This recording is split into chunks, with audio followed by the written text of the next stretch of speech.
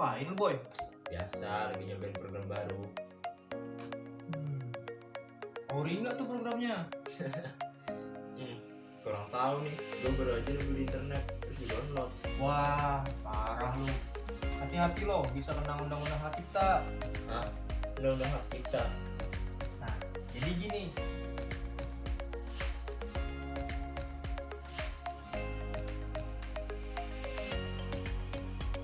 Nah, sebelum kita mengenal tuh undang-undang hak cipta, kita harus tahu dulu nih tentang hak atas kekayaan intelektual.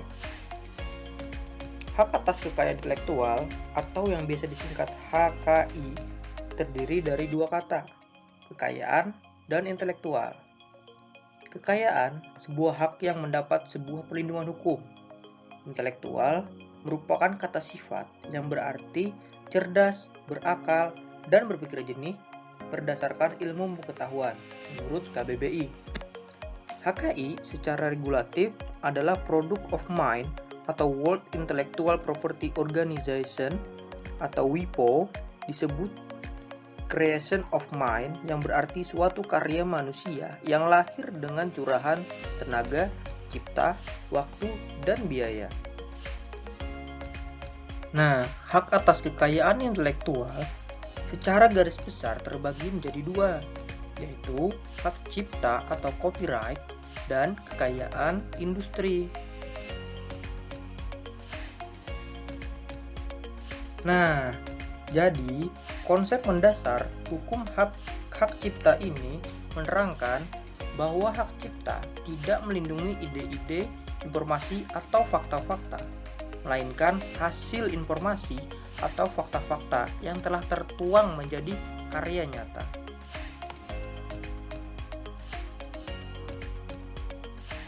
Nah, di negara kita ada peraturan yang menegakkan hak cipta. Peraturan ini terjadi beberapa kali perubahan dari awal kemerdekaan sampai sekarang. Awalnya, Indonesia menggunakan Author Suite. Ini dari sebelum kemerdekaan hingga awal kemerdekaan. Lalu dirubah menjadi Undang-Undang Nomor 6 Tahun 1982. Lalu dirubah lagi menjadi Undang-Undang Nomor 7 Tahun 1987. Dan yang mulai berlaku sampai sekarang Undang-Undang Nomor 28 Tahun 2014 nih, Boy.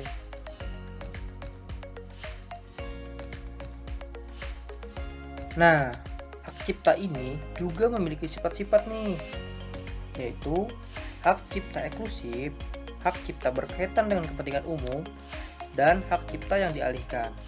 Di mana hak cipta eksklusif adalah hak yang dimiliki oleh seseorang yang tidak dapat dialihkan ke orang lain tanpa persetujuan dari orang tersebut. Lalu, hak berkaitan dengan kepentingan umum karena karya seni atau sastra merupakan konsumsi banyak orang. Seseorang yang mengeluarkan karya harus ada kepentingan umum di dalamnya. Lalu, hak cipta juga bisa dialihkan dengan dua cara, yaitu hak transfer. Hak transfer ini bisa berupa wasiat atau perjanjian tertulis, dan bisa juga hibah.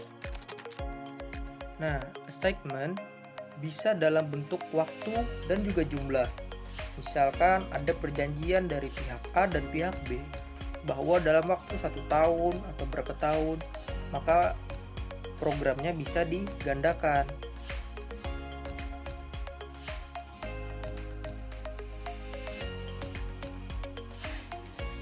Nah, hak cipta program komputer dilindungi oleh Undang-Undang Nomor 28 Tahun 2014, di mana pasal 1 ayat 9 menjelaskan tentang program komputer adalah seperangkat instruksi yang diekspresikan dalam bentuk bahasa, kode, skema, atau dalam bentuk apapun yang ditujukan agar komputer bekerja melakukan fungsi tertentu atau untuk mencapai hasil tertentu.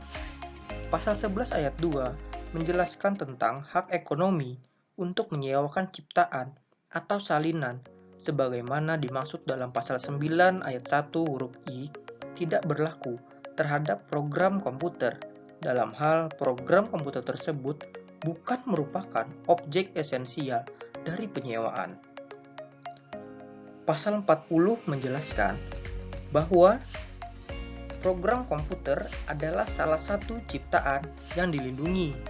Dan di pasal 45 menjelaskan bahwa penggandaan hanya dapat dilakukan satu kali dengan syarat penggandaan tersebut bertujuan untuk penelitian atau pengembangan perangkat lunak, komputer, atau sebagai cadangan. Namun, jika masa berlaku penggandaan sudah habis, maka penggandaan tersebut harus dihapus. Dan di pasal 46 ayat 2 menjelaskan bahwa penggandaan terhadap program komputer untuk kepentingan pribadi itu dilarang. Dan di pasal 49 menjelaskan jangka waktu dari hak cipta berlaku hanya selama 50 tahun.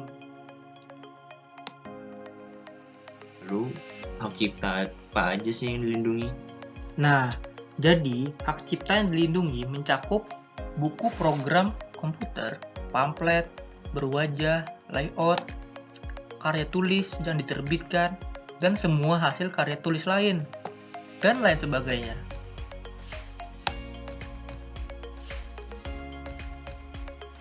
Jadi, bagaimana caranya untuk mendapatkan hak cipta dari sebuah karya?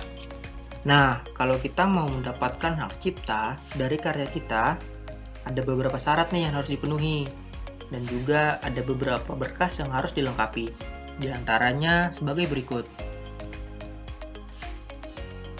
Lantas apa saja sih yang termasuk pelanggaran hak cipta terhadap program komputer?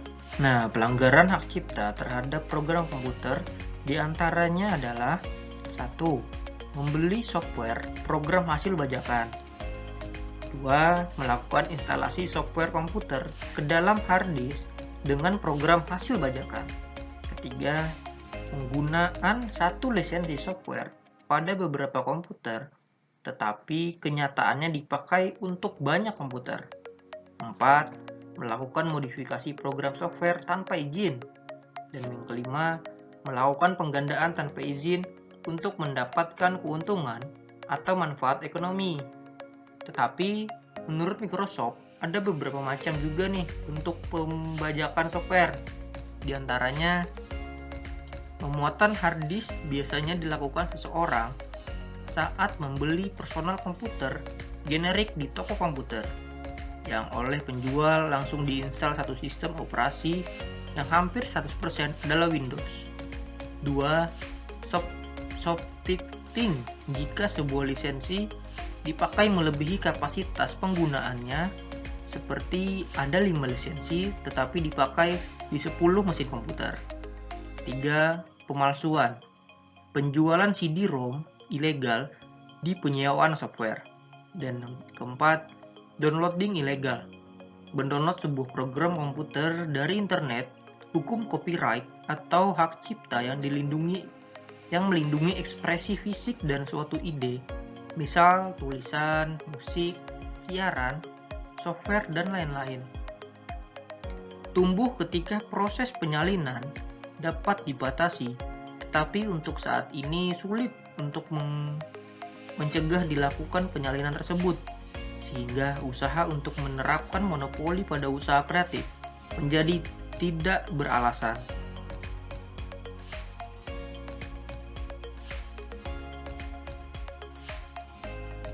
Oh, begitu. Terus gimana upaya kita mengatasi pelanggaran hak cipta ini? Untuk mengatasinya, bisa dilakukan dengan beberapa cara nih boy. Di antaranya, membangun budaya masyarakat untuk menghargai hasil karya orang lain. Lalu, alternatif lain untuk menggunakan program yang memiliki lisensi open source. Lalu lantas, dibuatnya undang-undang oleh pemerintah tentang hak cipta ini. Lalu ada juga sanksi pidana yang harus memberatkan pelaku pelanggaran. Dan yang terakhir, melaporkan pelanggaran Undang-Undang HKI ini ke pihak yang berwenang.